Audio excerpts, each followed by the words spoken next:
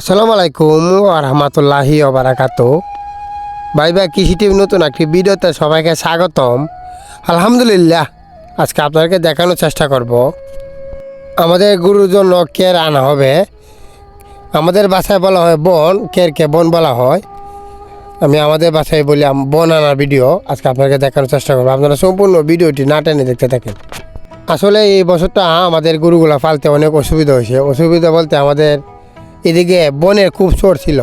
Short হওয়ার কারণ হচ্ছে আমাদের গত আগুর মাসে বন বৃষ্টিতে নষ্ট হয়ে গেছিলো। তারপরে এই সিজন যে বুড়ো সিজন যেটা বলা হয়, এই বুড়ো সিজনেও আমাদের বনগুলা নষ্ট হয়ে গেছিলো বৃষ্টিতে। এরই কারণে আমাদের এদিকে বনের অনেক শর্ট।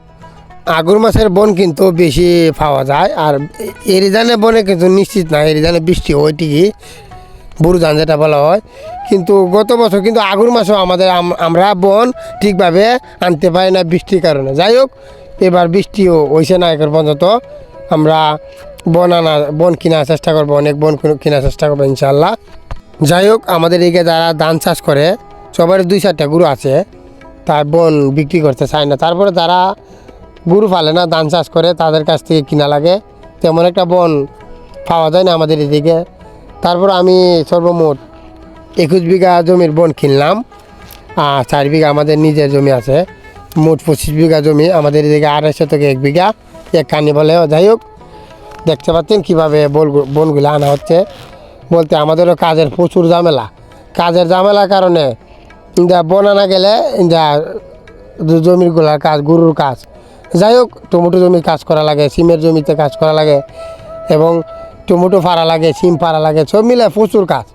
তারপরও আমি এবার বনগুলো আমি নিজে বাঁধি না, কাজের লোক দিয়ে বাঁধানোর চেষ্টা করতেছি। কারণ হচ্ছে গিয়া, যেহেতু আমাদের এদিকে প্রচুর পরিমাণে কাজ, তারপরে গিয়ে আনা লাগে ঠিকই। আর আমাদের বন আনতে একটা অসুবিধা হচ্ছে গিয়া, আমরা ডাইরেক্ট ট্র্যাক্টর দিয়ে আনি ঠিকই, কিন্তু ট্র্যাক্টর বাড়িতে ঢুকে না। আমাদের রাস্তার পাশে এখানে ট্র্যাক্টর নামায়, এখান থেকে অনেক দূর ভ্যান গাড়িতে আনতে হয়। যাই হোক, ট্র্যাক্টর যেহেতু বাড়িতে ঢুকে না, এখানে একটু কষ্ট করা লাগে অনেক। ট্র্যাক্টর যেহেতু বাড়িতে ঢুকতে বলতে বাড়িতে ঢুকা যায়, আমাদের এই রাস্তা দিয়া ট্র্যাক্টর আনা নিষেধ। আমাদের যে গ্রামের রাস্তা দিয়ে ট্র্যাক্টর আনা নিষেধ, কারণ হচ্ছে গিয়া যাতে রাস্তাটা না ভাঙে, এর জন্য ট্র্যাক্টর আনা নিষেধ। যাই হোক, আর প্রচুর পরিমাণে কুয়াশা আমাদের এই জায়গায়, প্রতিদিনই কুয়াশার কারণে বনগুলা ঠিকভাবে আমরা বাঁধতেই পারি না। কাজের লোক দিয়ে বাঁধায়, তারপরও কুয়াশার কারণে আমাদের এই বনগুলা সঠিকভাবে বাঁধতে পারতাছি না। যাই হোক, আধা বীজা বনে আইনা ফাড়া দিতাছি। কী করবো, যেহেতু আর বন থেকে চুরি করে নিয়ে যায়, আর বনগুলো আনা লাগতেছে অনেক বন। কিন্তু 25 বিঘা জমির বন, কিন্তু অনেক বন। এই 25 বিঘা জমির বন কিনতে এবং আনতে কত টাকা খরচ হয়, আমি অবশ্যই আপনাদেরকে আর একটা ভিডিওতে দেখানোর চেষ্টা করবো ইনশাল্লাহ। দেখতে পাচ্ছেন কীভাবে আমাদের বনের ফাড়া দেওয়া হচ্ছে। আমাদের এলাকায় ফাড়া বলে এটাকে। কীভাবে ফাড়াটা দেওয়া হচ্ছে, এই ফাড়াটার মধ্যে আমি 20 বিঘা বন লওয়ার চেষ্টা করব, যাতে 20 বিঘা জমির বন নয় এই ফাড়াটা। তাই আমরা মাটিতে ফাড়া দিছি। মাটিতে ফাড়া বলতে মাটিতে কোনো উগার বাঁধি না। অনেকে উগার বাঁধে, উগার বাঁধলে এত বন উগারে দেওয়া যাবে না, উগার ভেঙে যাবে। তাই উগার ভেঙে ফাড়া দিতেছি না, আমরা ডাইরেক্ট মাটিতে ফাড়া দিচ্ছি। মাটিতে অনেকে ফাড়া দেয় না ইঁদুরের কারণে, ইঁদুরে অনেক সমস্যা করে। যাই হোক, ইঁদুরে আমি যতবারই ফাড়া দিতে মাটিতে দিতে তেমন একটা নষ্ট করে না ইঁদুরে। আংকি কিছুটা খায় বলতে টুকরা করে ফেলে বনগুলা, দেখতে পাচ্ছেন। আর আমাদের বনের প্রচুর পরিমাণ দরকার। যারা গরু পালের বন রাখতে দিলে নিটানরা, গরু ফালালে টেনশন করা লাগে না। একসময় আপনি গাছ কাটতে পারছেন না, বৃষ্টি 1 সপ্তাহ বৃষ্টি পড়তেছে, আপনি বন থাকলে বাড়িতে অনেক সুবিধা।